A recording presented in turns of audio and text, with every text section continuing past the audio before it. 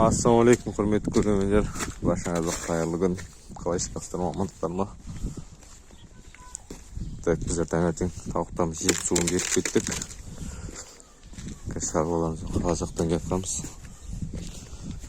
Бүгін күн шығып тұр. Бүгін жұма. Жұмаларыңыз қабыл болсын. Ұстап жатқан оразаларыңыз қабыл болсын. Кішкене тауықтар шығарайын деп жатыр.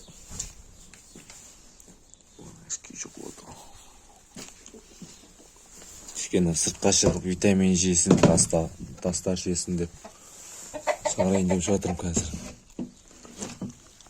Так, әртең 4 жұмыртқа қалдық. Бір жұмыртқа тағы да 2 жұмыртқа. Қараңыз келсін.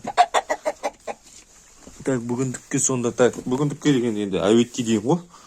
Кешке дейін туатын шығар тағы да. Цепа.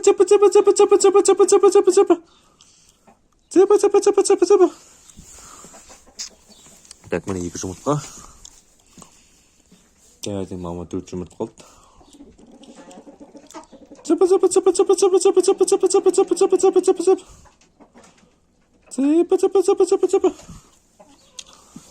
Мына тастарды жейді ғой жайлап. Мыналарды жеп жайлап. Мыналарды бұлар енді өзінің керек жарақтарын жерден астан тауып алады ғой. Сосын далаға шығарып жатырмын қазір. Цепа.